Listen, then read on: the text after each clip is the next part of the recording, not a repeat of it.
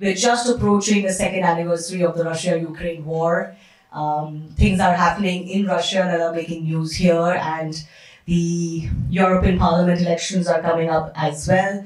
So a lot to talk about, and I want to begin with a quick introduction of all of our panelists. Right next to me is Giulio Terzi di Sant'Agata, President, Senate Committee on European Union Policy, Chair, India-Italy Parliamentary Friendship Group. Thanks a lot for being with us here. Aliza Kizekova, Senior Research Fellow, Slovak Foreign Policy Association, and lecturer at Curtin University in Perth, Australia. We also have Stefan Meyer, Director, German Institute of International and Security, Germany, Director of the German Institute, Executive Chairman of the Stiftung Wissenschaft and Politik. Next to him is Małgorzata Bonikowska, President, Center for International Relations, Poland. And last but not the least, Walter Feitinger, President, Center for Strategic Analysis, Austria. A big thanks to all of you for being here. And may we begin with a quick round of applause for all of our guests here today.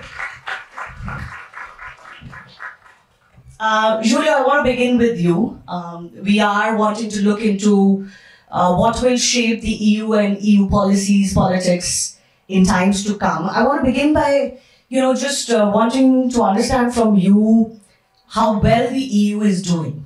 There are a lot of questions about its health in its future. Now, of course, the EU and its birth was synonymous with the liberal international order. Liberalism is under question around the world. The EU was supposed to make the war unthinkable and materially impossible, but it hasn't. We've got a big war in Europe going on for 2 years now.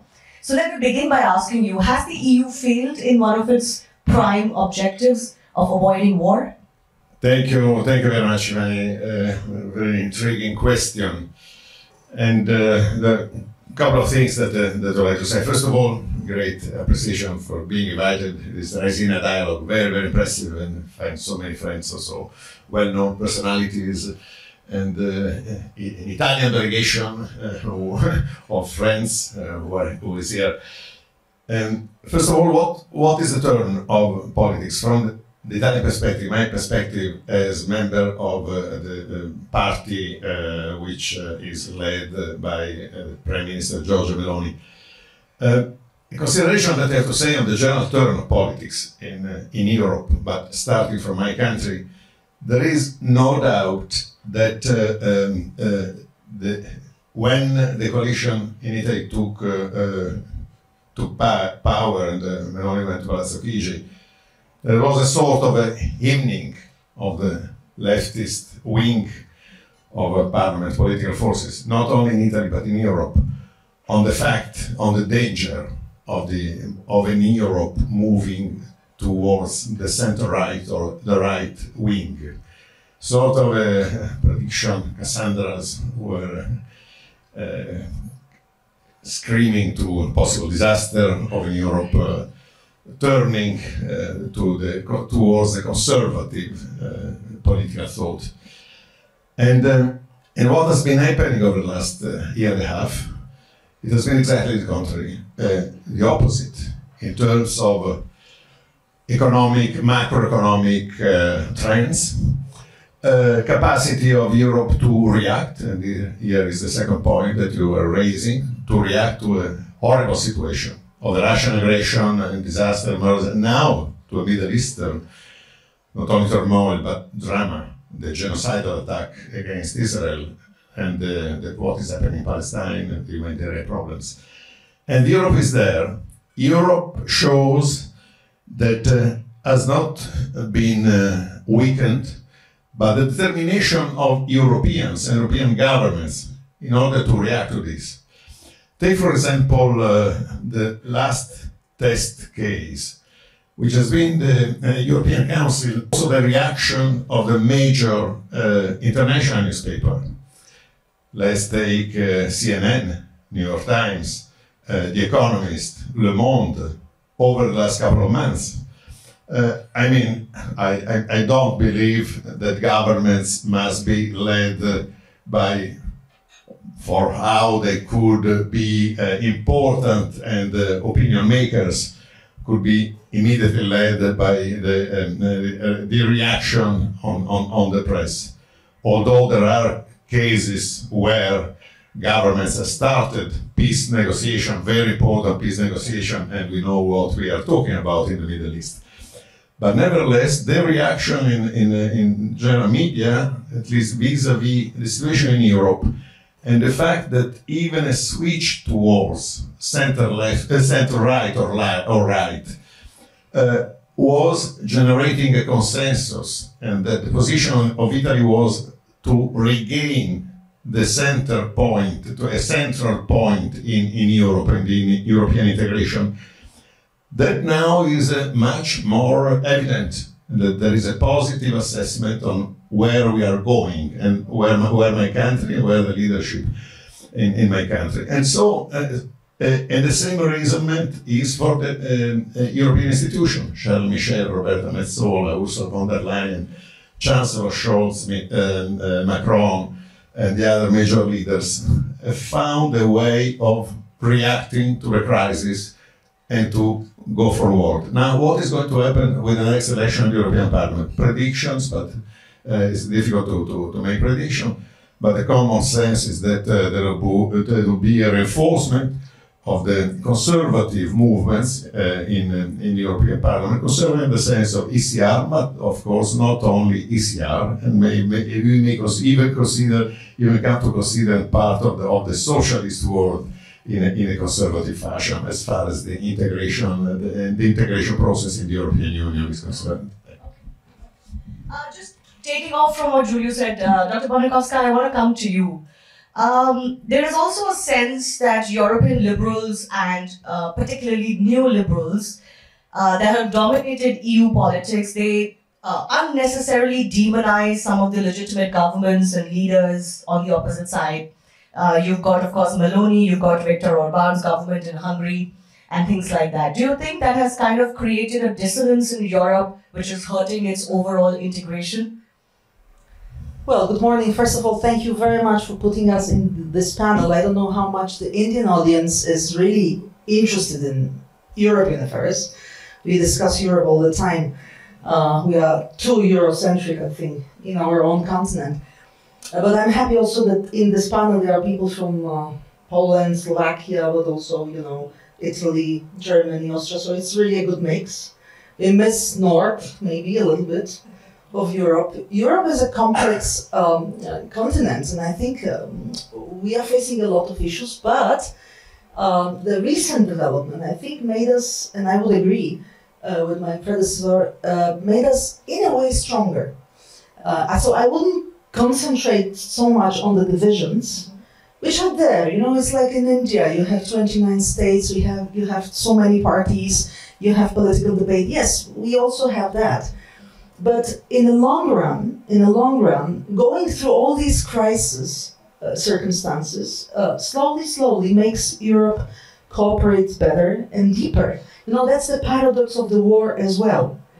If you want to describe how we felt, especially we in Poland, you know, we are at the eastern flank. We have a border with Russia. So I can compare it to how India feels about Pakistan, you know. Russia is a danger. So, in a way, what does it mean? It means that we have to be stronger. Otherwise, we know that there is no other way. So, in a way, the message from Central Eastern European countries and the whole eastern flank, starting from Finland to Greece, is that, okay, good times are over. We have to reorganize our thinking, and instead of concentrating on the difficulties which we still have, because European Union is a very complicated project. No one really understands how it works, but it works quite well. So my argument is that having two factors, EU, which is not a country, which is not a union in a real sense like Indian Union, having democracy, which is also not an easy way of finding solutions, we at the end of the day and in the long run, if we are only patient, we slowly get stronger. And I think what Russia did to us, and previous circumstances as well, like pandemic, like migration crisis, like even earlier, economic crisis, all these crisis situations push us, we want it or not, push us into a deeper cooperation and into finding ways to stop quarreling inside. The factor which is important are elections. We have European elections, it was mentioned, but we have elections all the time in Europe. It's like in India. All the time somewhere is, a campaign.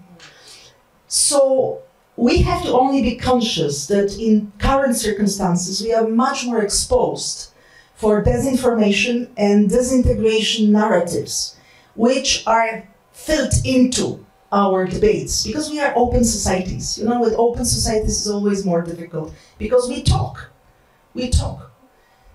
Those who are not our friends can use it. And election time is the best example of that. So the real war now we are having, and that's a very important thing for the European Union also to watch, is how not to be exposed for narratives which stress what you asked in your question. How much we are divided, how we are, under all these populistic and non-populist. Well, look at Poland. If you want to change a government, you just vote. We changed the government, people felt like that, so we did it. So, in a way, there is a sentiment that my country can be a kind of maybe a little bit new energy also for this debate about the European Union for the future. But I think the major message is that European Union, through a recent decade, went into a deeper integration, despite even Brexit. Brexit was also a wake-up call for us, that we have to do the ways in a way to keep countries in, not to let them go out. So, to sum up, more crisis, better we are, in a way. Very interesting you say that, because I was wondering, and Stefan, I'm coming to you with that question. Does the European Union particularly have a devil at the door mindset? You need an external threat or some sort of a challenge. If it's not economic, then it's a war. It's a narrative war outside, coming from outside. It's migration, etc. Or it's a Brexit to keep you on your toes. Is it that a crisis and a devil at the door that keeps the EU together? Not to keep it together, but I think a crisis certainly helped to make further steps towards integration, as we learned in the past decades. For example, the Next Generation Fund, which was set up in meeting the challenges by the economic impact of COVID-19, was a major step towards integration. And we had this before. And I think the European Union was, in the beginning, of course, funded because we wanted to integrate, but also we had to meet the challenge coming from the Soviet Empire, so to speak. So I think it helps. I don't know whether it's a necessity to have a crisis, to have moves towards integration, but it certainly helps. But let me make a brief remark on your first question you put to our Italian colleague, because I think it was not a failure of Europe to prevent another war in Europe. First, I think it was Putin's decision to go for war. We perhaps, if we made a mistake, then not to deter Russia. And this failure was less with the European Union, which has a quite marginal role, I would say, in foreign policy. It was more with the member states. And can talk about Germany. We underestimated for decades the aggression coming from Putin, his determination to get Russia in a hegemonic position in Europe against the advice of the Polish government and the Polish think tankers. We thought that we can change this country by trade, that we can get it closer to the European Union. We insisted even few weeks before the war started on Nord Stream 2. So the mistake was with the governments, with German ones, but also with the French one, I have to say, which also underestimated the threat from Russia. So I think what is certainly necessary is that we take further steps towards a real common European foreign policy. And this is not easy because so far we need anonymous votes in the European Council on major foreign policy steps.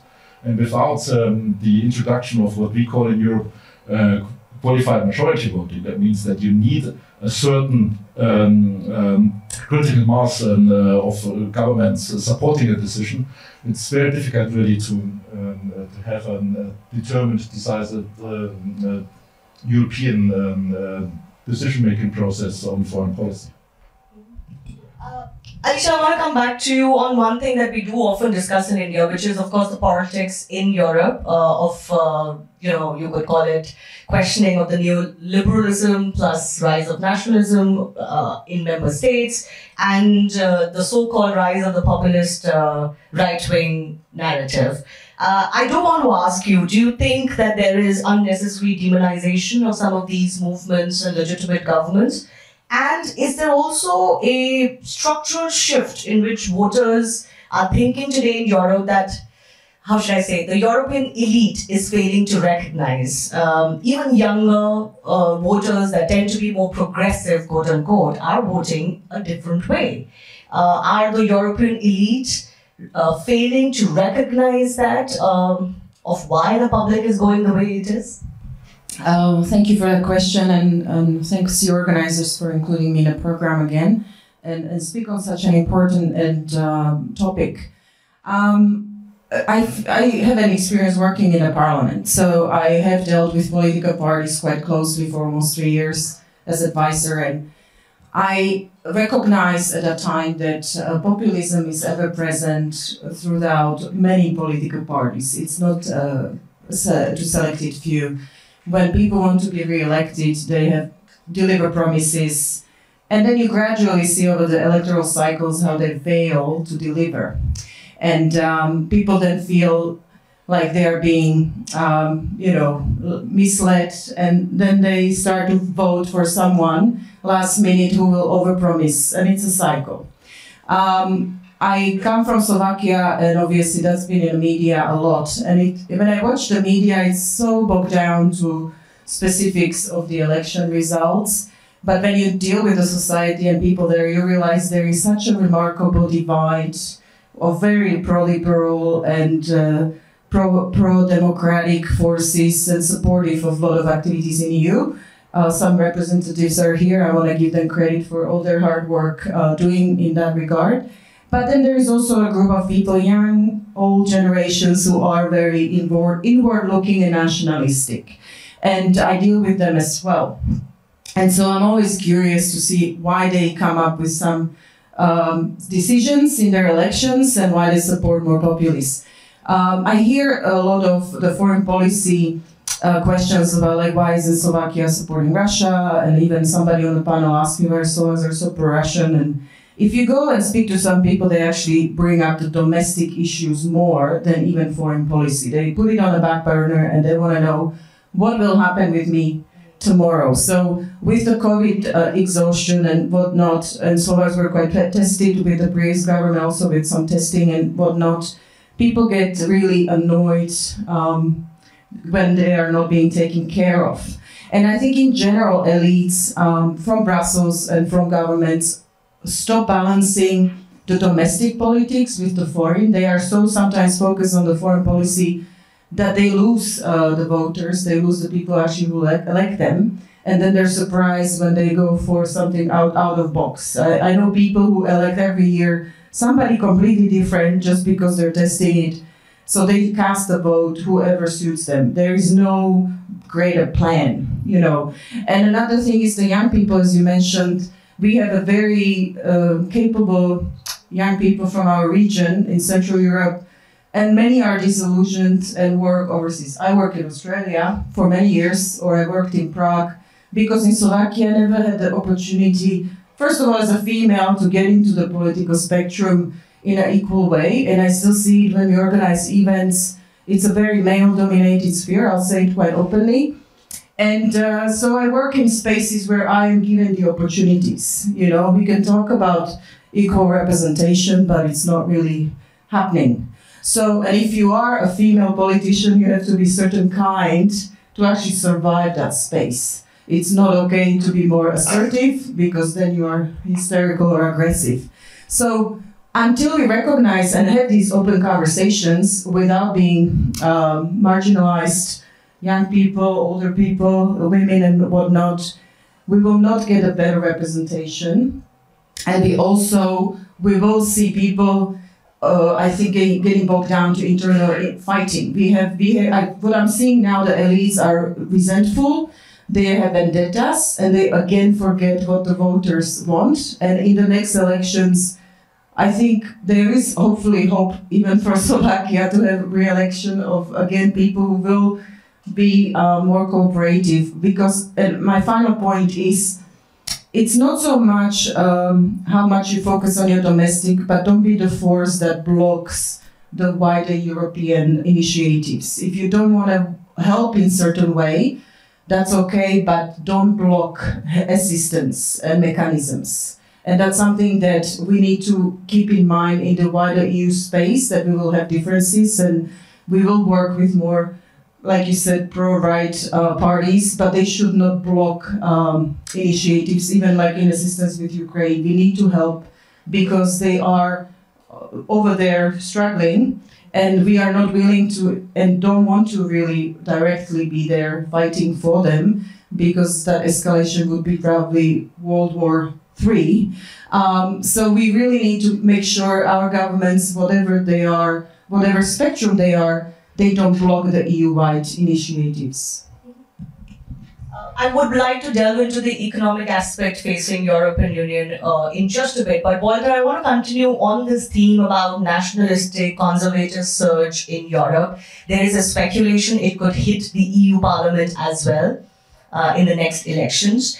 Do you see, why is it, it's a two-part question, why is it that the nationalist or pro-right surge is necessarily seen as delegitimate, not really the legitimate politics of Europe? As I keep saying, it continues to be demonized, and something has to be wrong if people are voting pro-right or conservative. That's the general mindset. Is it so, first of all? And do you also, what would you think about Brussels being quote-unquote disconnected with on-ground realities and the consequences of that? Thank you. From my understanding, we have a central problem in Europe. So many crises at the same time.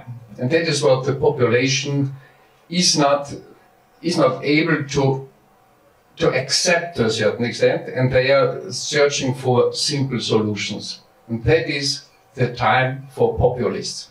So from my understanding, it can be overcome.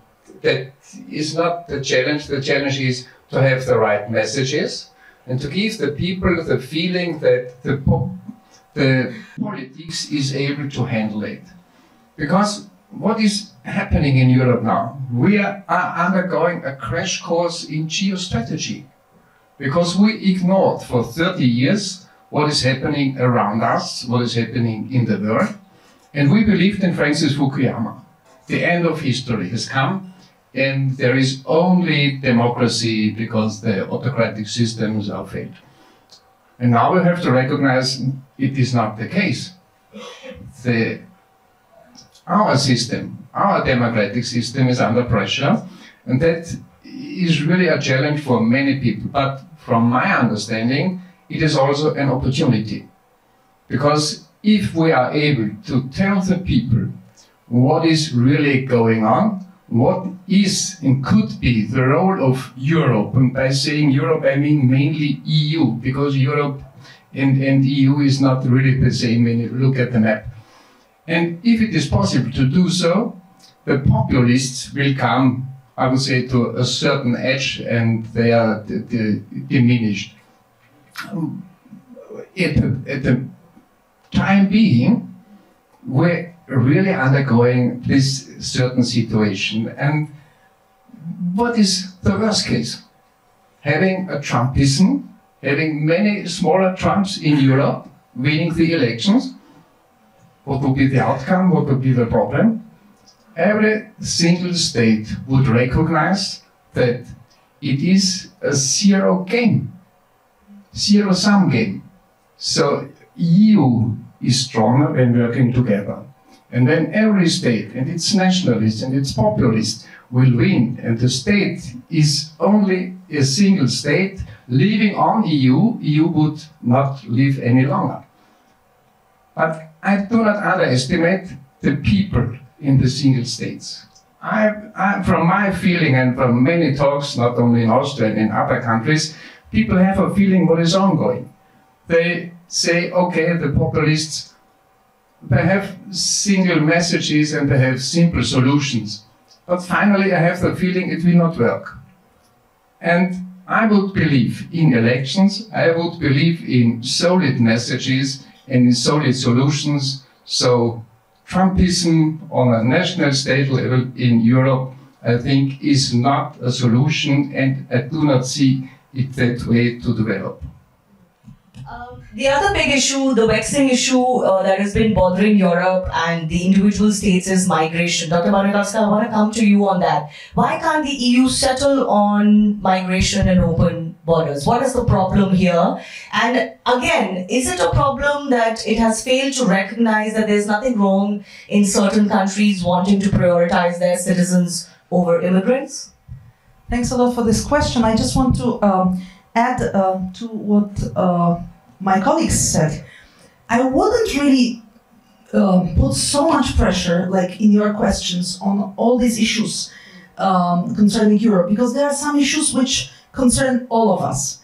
There are global issues, not only concerning Europe. You know, like populism is not only a European problem.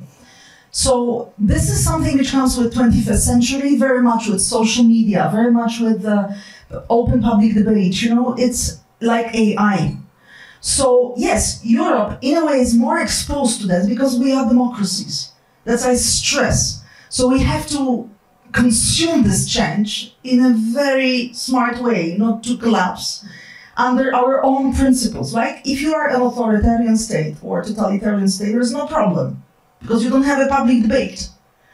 But we believe, and that's very European thinking, and I would really strongly argue that in the long run, democracies have more resilience because they have many more people with the government, whoever is in the government. It's not true that in Europe we think that, you know, right-wing government is bad. No, that's up to people who decide.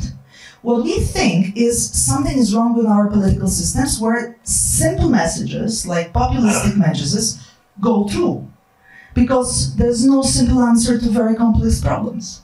But it means that we have to do homework at home to maybe educate people better. I would argue we have a new illiteracy, not in the term of writing and reading. People all know how to do that. But about understanding what is happening, you know? In Europe, many people don't even know how really the state works, you know, they are not interested, everybody just does their own things, right? So we need much more very good education at the high level of understanding these complex processes, because democracy doesn't work well without educated civil society. It's very simple. So the best way for any authoritarian regime is to keep people uneducated. Because it's simple. You can do whatever you want with uneducated people. We in Europe believe in the opposite. We want to get people very well educated, but we just noticed that they are not catching up with the reality right now. We need much more attention to this, because otherwise people follow wrong narratives, simple messages. They vote, like you said, my colleague from Slovakia. One election this guy, another election other guy, just they look for alternatives. By the way, in the US, you know that 75% of voters, they don't even have a college degree. So how can you expect they vote, you know, with a very deep understanding of the messages? So this is the issue of democracies all over. It could be New Zealand, it could be, you know, it doesn't matter. It's not a European problem. It's maybe a problem of those countries who through centuries went into this direction, that believe strongly that more people we engage, more people contribute, it's better. Because at the end, you know, when you have a very authoritarian regime, well, the leaders can be blind. It's like with Putin, you know, he was just misled. He attacked Ukraine on the basis of just lies to him. Because no one questions an authoritarian leader. So in the short run, it's easier. But in the long run, democracies have resilience. So this is the general, you know, issue, I think, not only for Europe, but generally. And I treat populism as a wake-up call. As a wake-up call to the politicians. Because, you know, you cannot believe you are a politician, you always, you know, did your job in certain circumstances, now you are not anymore elected. So wake up. So do something to be able to try to find solutions that people really follow you. It's all about leadership. So I think for the political class in democracies is really a big challenge what to do now to reorganize in the era of social media and very, very open public debate. Do you want to comment on migration then? What is the solution to that? Yeah, and it's also not a European problem. Migration is a right, human right. You cannot stop people from migrating. So we don't deny that. But in the same time, Europe is doing a lot of things. You put the question that we are not. No, opposite. We are trying to take lessons learned from also migration crisis from 2015. We are also watching other countries. We are watching India. We are watching the whole world. People migrate. I mean, for God's sake. So our problem is only that we have to handle the new situation where, thanks to also social media and, you know, television, that the people see the huge inequalities. And Europe is a very good place to live. Really. So we are happy about that, but on the other side, we don't want this to become also a tool, for example, for weaponizing migration, which is happening on the, for example, border with Belarus. There are new phenomena, never happened before. Or that we have just in very, very high scale of migration, not in a legal way.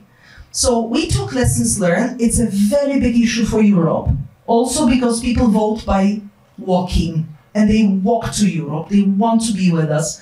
So I think the debate will continue, but we just tried to accept a pact on migration. It is not a perfect solution, but we are working on that.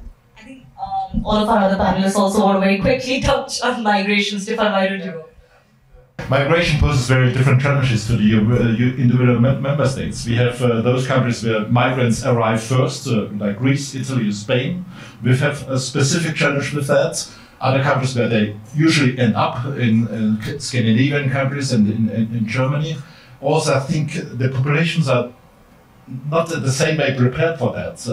For example, in Germany, France, Scandinavia, Netherlands, we have since the 60s migration, and most than 10% of the population there was born abroad.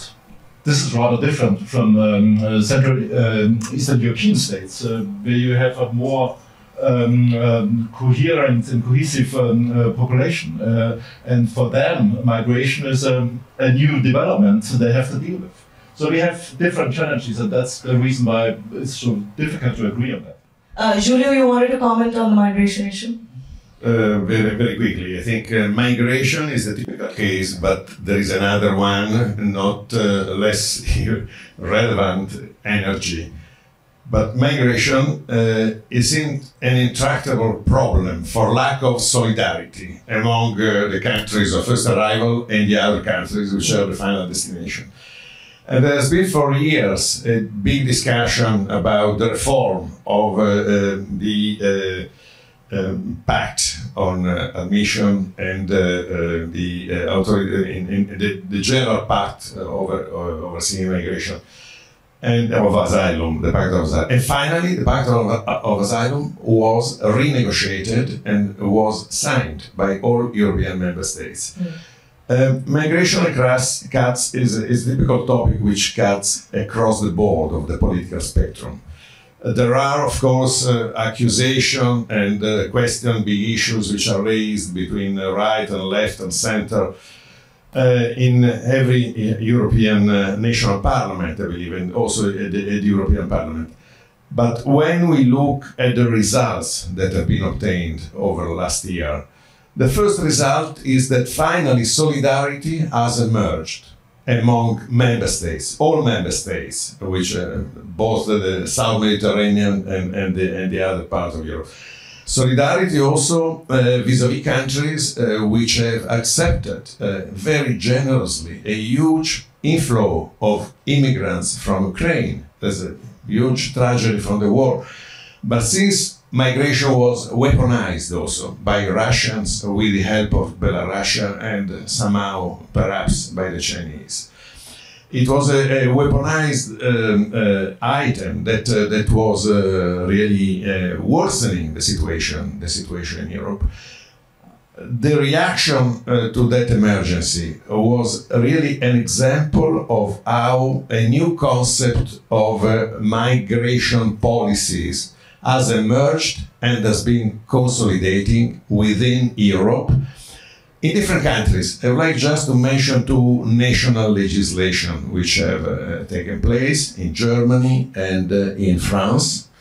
Legislation which are more, at least as I read them, more clear in the fact that the common border of the Union must, the defense and the protection of common borders, the protection of legal migration vis-à-vis illegal migration, and also the fight against the traffickers of slaves, let's tell with the right word, all this terrible crime of exploiting human beings and putting them at risk in the Mediterranean and other places, just to make money and to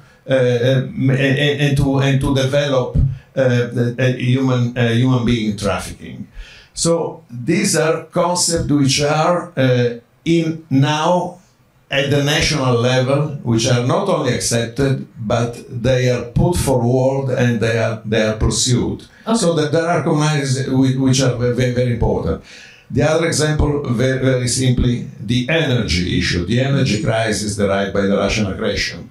Well, Europe was able, I wouldn't say in its entirety, because there is one or two countries which still having problem with that, to radically differentiate the source of supplies to the European need, enterprises, public, and so on. So that was a success case, in my opinion, how the differentiation of energy supplies was obtained. Okay. Alicia, you wanted to comment on migration as well? I'll try to make it quick. I know you're pressed with time. I think what is interesting, different parts of Europe have different contexts and historical experience. I come from society that I'll say publicly I felt was quite white. You know, like if we had any Asian people growing up, there was a person from Vietnam and he's married a Slovak woman. And so it's about people-to-people relations. It took a while for people to start engaging with other nationalities. I brought my family to America, to Africa, to Australia, Asia. I really wanted them to suddenly meet people who are of black color. And be engaging, because this is the thing, like they never had experience. So when you have migration now, sometimes it's very selective. If you don't travel abroad, people will opt for people of certain color and a certain ethnic background, because that's what they feel comfortable and can absorb psychologically. And it's true, like I speak to, in Australia, which is multicultural, but also faces racism. You know, I personally was subjected to some strange comments myself because of my accent still. But, you know, Australia's solution is to put people on islands and, you know, lock them up for years, you know, and this is a big issue. For us, the solution is we have open borders, so if they come, they just run away to some country of their preference. And so if we have mechanisms in place where we would like to actually bring them over, some people who are coming to our countries, do not want to stay there because they know they get the reports that it's not welcoming and whatnot. I think the hope for me is with the younger generation being involved in the Erasmus programs and traveling. They are making friends, you know, it's really the human factor, getting to know each other. It took me a while to actually coming to India, because I never had experience interacting with people from India. Coming here every year, I see how much we have in common. We like communicate, we are very warm and hospitable, and you need to have these human interactions. So I think that's the big failure of us, that we put this in our program. Leaders are always talking at their negotiations about people-to-people relations. What does that really mean? You know, it never gets to that point. It's a lower ranking priority. And in our bilateral relations, we do not create those conditions enough to actually interact and be more open to migration from other countries. And the final point is the role of media. Media always brings very worst case scenarios, even from Germany and France. They'll pick stories from some radicals who are from migration and cause terrorist attacks and whatnot. And our public will say, you see what they have? We don't want that in our countries. So they don't focus on stories that are positive. They focus on all those negative stories. And then that's another problem for people to absorb migrants from other backgrounds, because they get this group guilt already that they're not welcome because of all these stories. Okay, I think we've almost run out of time, but I will want to open this. May I add one general? Yeah, absolutely, Walter. From a European perspective, we have to be aware that we need immigration for the future. So I do not see that we have a migration problem, we have a migration management problem, and a problem of integration. Because if we want young people as a workforce, for our labor markets and so on, we have to invest in them, we have to invest in them skills. We cannot expect that so many young people come from all over the world, highly skilled, they are going to the United States, to Canada and to other countries.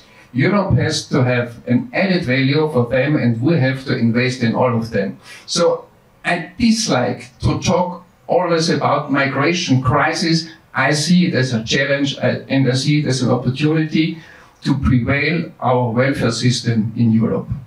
Okay, let me invite a few questions. I see a few already. Yes, the lady here. So I wanted to say I'm coming from Albania, Western Balkans. And I will ask something about the nationalism which is in rise in countries like mine. We are Europe, we are the European continent, and Europe. It's not only it's also Bulgaria, and it's also Romania. It's not only Germany. So, in this case, my question is.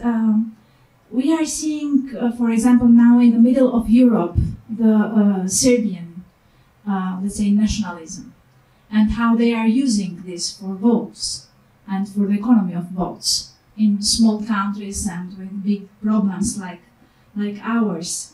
What the European Union, with this nationalism on the accent, how do you envision the European Union navigating this landscape in the years ahead?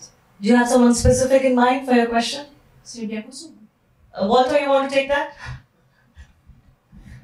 You put your finger into the wound, fine. I think from the EU side it has to be very clear that there is no place for nationalism like that, like we see in Serbia. And if we think about EU accession of Serbia, from my very personal understanding, EU has to make clear that it is not possible with a behavior like that. We cannot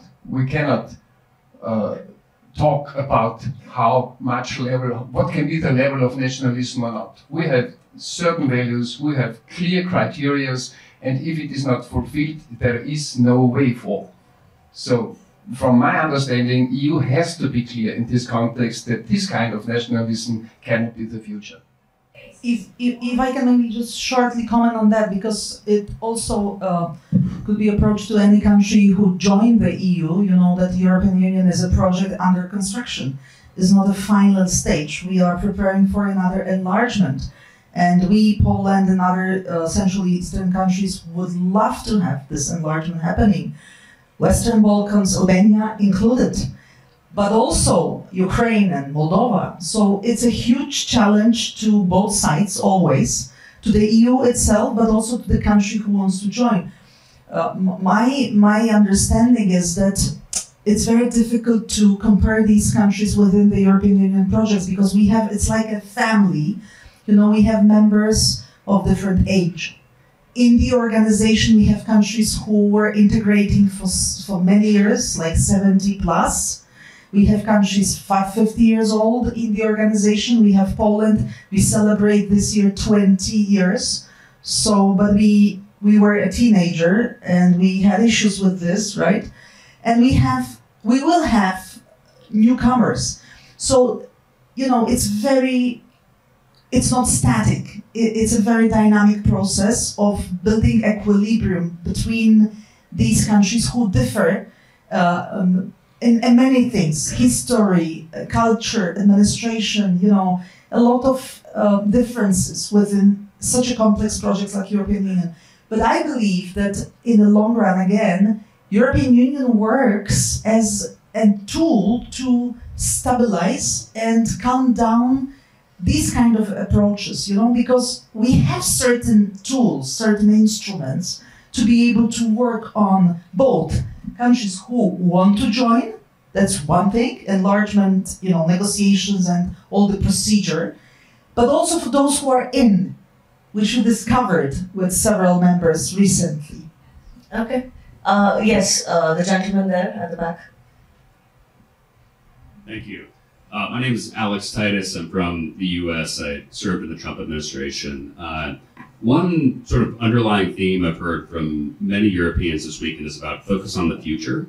And the primary issue that most ministers, think tankers, etc., brought up is climate change. The one thing I haven't heard mentioned once is demographics. We have someone from the panel from Germany, from Poland, from Italy, each of those countries facing a really stark decline in population by 2050 and really seeing a ramp up by 2070. It's going to cause pressure on your welfare states, economies, standard of living, etc. I'm just sort of curious of why that issue isn't more in the forefront, just given how I think impactful it's going to be, and then what sort of the policy solutions that you think are available, just because I don't necessarily buy immigration will totally do it. I mean, I think that the right-wing parties have made a really hot button of that issue, and frankly, they're winning on it pretty hard. So I'd be curious for members of any of those countries what kind of you think domestic solutions could look like, or maybe a broader EU approach to demographics would entail. Thank you. Thank you very much for your question. I think it's a very important issue that you raise. It is as far as my country is concerned, but I think also that other important partners or other partners in Europe and partners of Europe are in a similar situation of birth deficit. I mean, the population is decreasing in absolute terms, and that's a cause of major concern. For the Italian government, it is a very big effort to try to give every possible advantage to families, to couples, to people, to individuals who can have children, to really sustain fiscally taxation with facilities, questions opening up new primary school and centers for helping single mothers or parents who are in distress and so on. So there's a big effort with the constraints of our macroeconomic situation and the European constraints on our budget that are evident. We need to recover an imbalance in our deficit, in our debt, that is without question. But it's very important the action the government is proposing and the parliament has accepted. There is a rich legislation, but it's going to be effective. How much is going to be effective? The other question, there is a need for the occupation. We have a deficit in employment for even strategic sectors of the economy, when we are missing, for instance, in the construction, there are 60,000 employees missing. It's difficult to find them. And therefore, the policy of migration. This is a partial answer to the problem that you said. It concerns the economy, the growth of the economy, and a critical segment of the economy.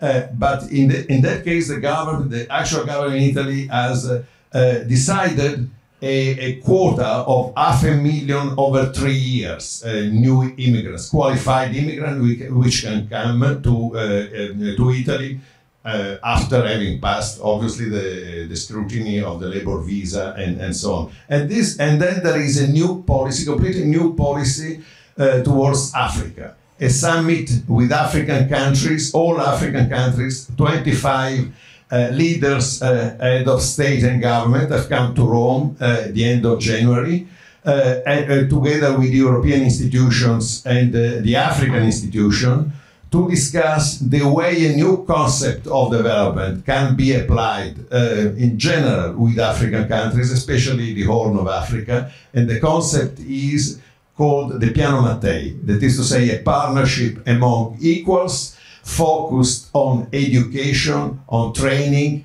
and cooperation across the board for the growth and the growth and possibility of preparing many of these people, instead of illegal immigration, to prepare to come to Europe with the capacity to integrate in our societies or to work where they reside. Yes, Mr. Friedman.